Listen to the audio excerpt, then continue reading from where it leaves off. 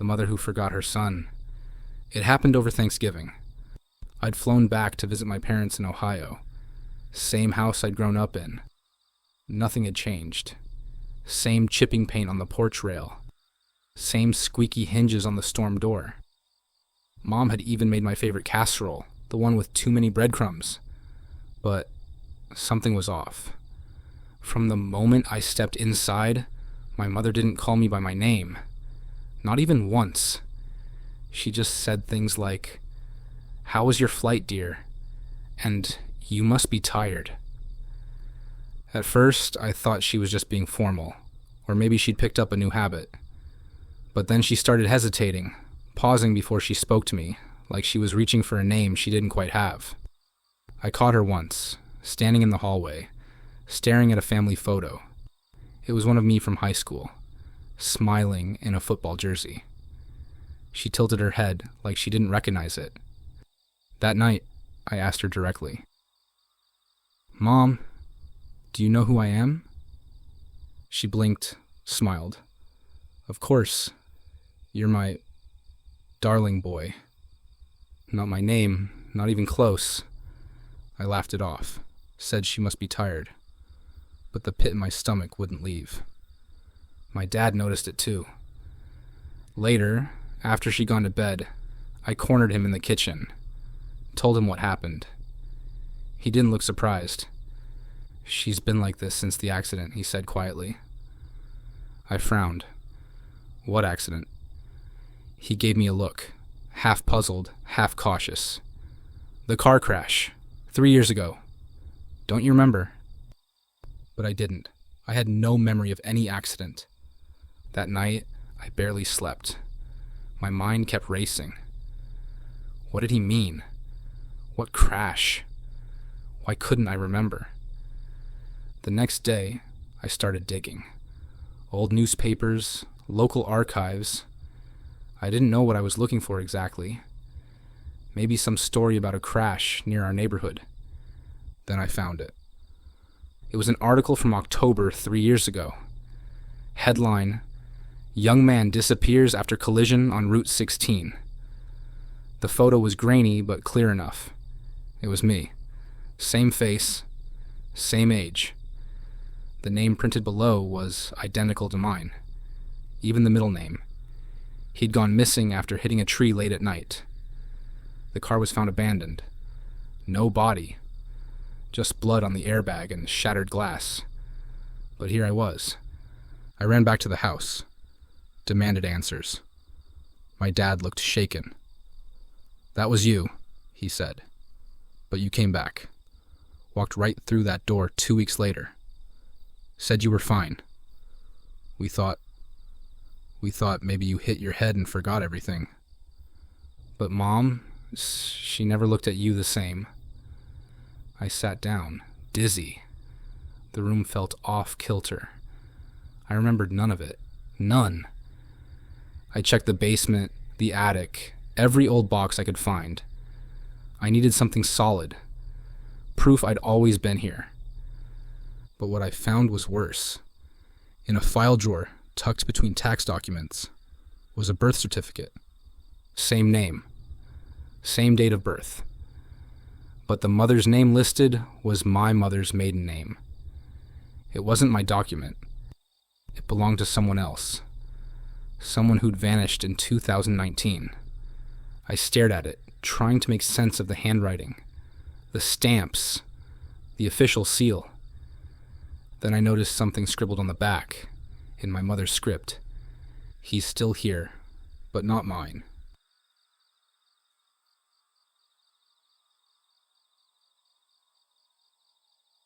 Playground boy. It started with a rumor. One of those half-whispered stories parents tell each other outside the school gate while waiting for the final bell. You ever see a kid standing alone out there? Middle of the field? Doesn't move, just stands there. I heard it from Melissa first. Her son, Toby, is in the same class as my daughter, Ava. She said it casually, like she didn't want to admit it had bothered her. Just some kid, right? But no teachers ever see him. And he's never in the class photos. I laughed. A joke, I figured. Every school's got its ghost stories.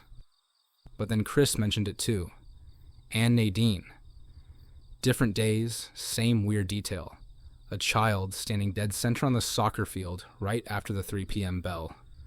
Always facing the school, never speaking, never walking away.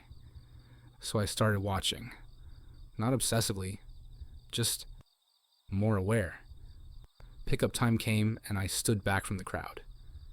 Let Ava come to me instead. Scanned the field each time. Nothing. Then one Thursday, I saw him. He was small, maybe 6 or 7, standing perfectly still at midfield. His clothes were out of style, not in a retro way, just old. 2 small sneakers, jeans that looked scratchy, and a striped shirt faded from decades of wash. His hair was neatly combed, and he was staring right at me. I blinked, startled, looked around to see if anyone else had noticed. Melissa was chatting with a teacher. Chris was buckling his twins into the car.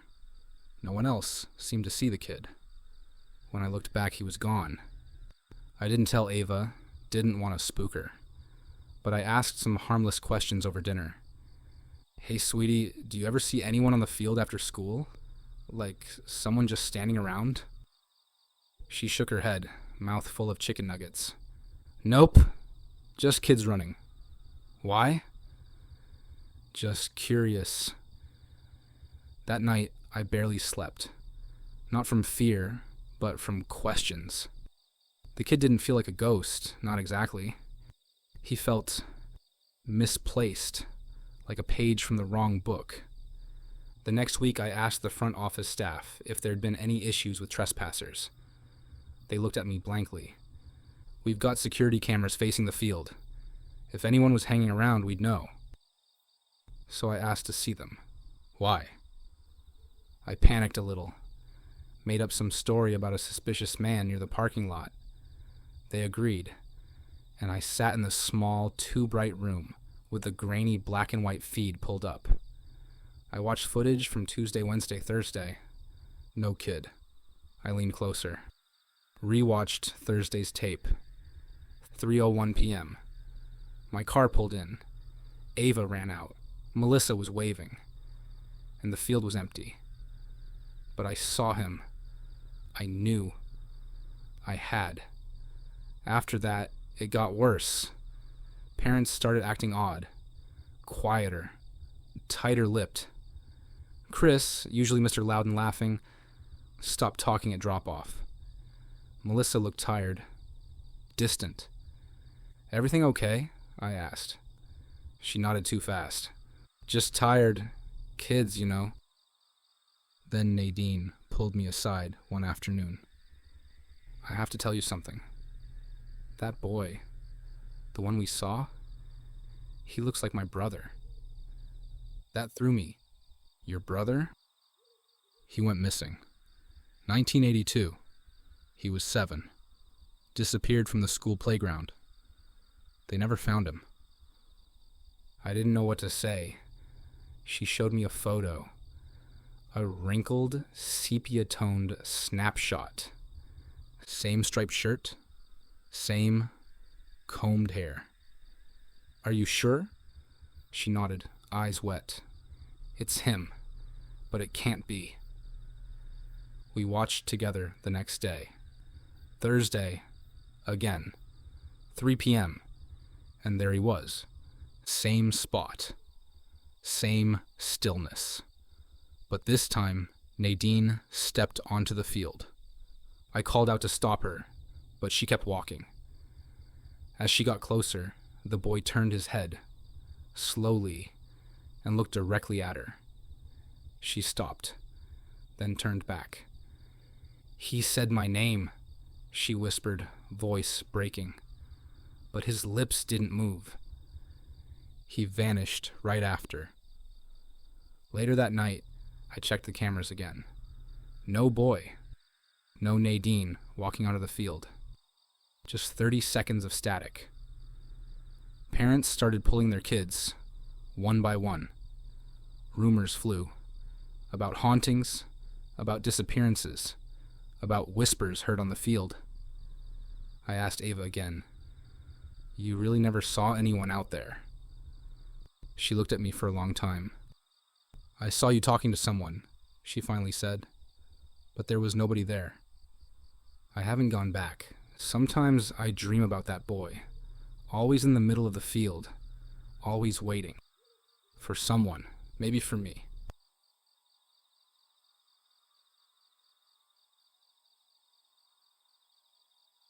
The stopped clock. I found the clock while going through my grandfather's things. It was buried in the back of a drawer in his old writing desk, nestled beneath a stack of yellowed stationery and a broken fountain pen. The clock was small, round, with a faded brass frame and two thin, stiff hands, pointing to 2:47. It wasn't ticking. Hasn't for years, apparently. But it had that kind of presence, like it had been watching everything from the shadows, remembering things the rest of us forgot. I thought about tossing it, but something about the weight of it in my hand made me hesitate. Instead, I set it on the edge of my nightstand, next to my phone charger and a dog-eared paperback I'd been pretending to read for a month. The next morning, the clock was gone. I assumed I'd knocked it over during the night.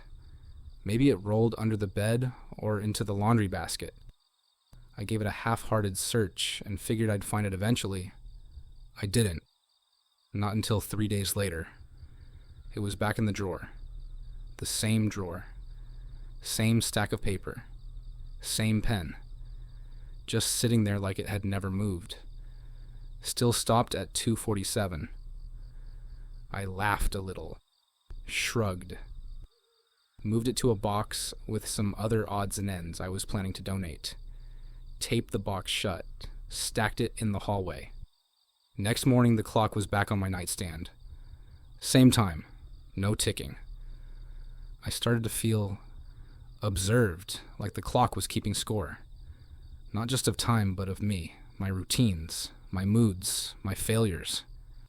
I asked my dad about it over lunch that Sunday.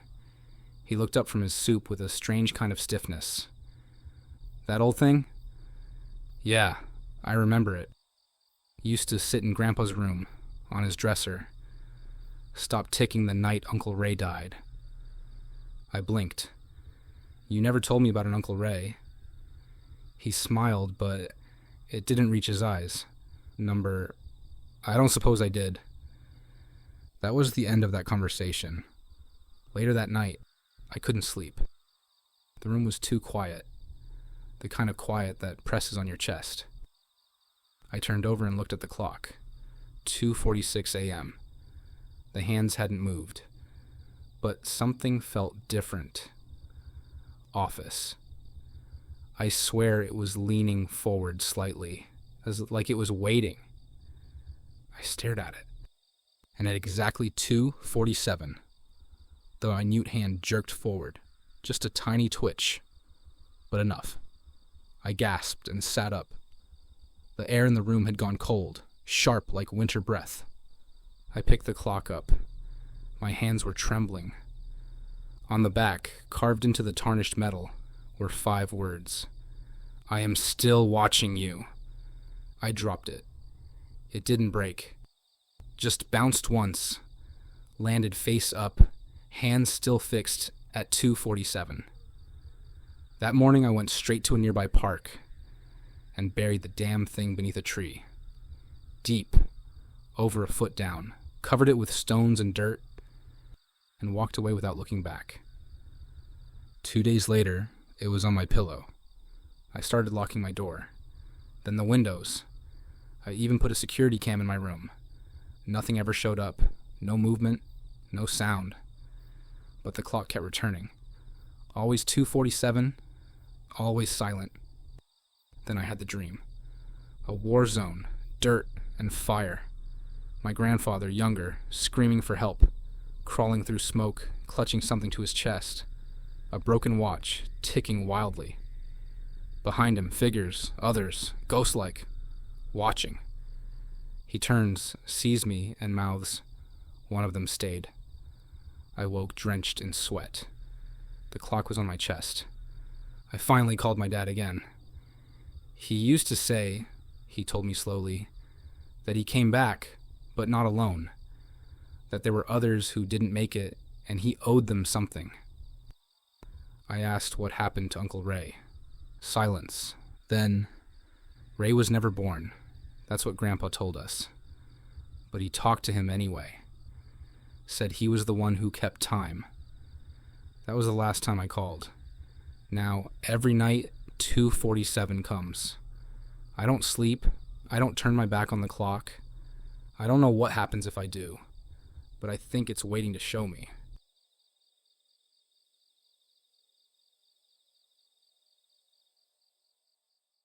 If you made it to the end, you're officially a legend. Seriously, thank you so much. If you didn't fall asleep, hit that like button and subscribe. See you in the next video.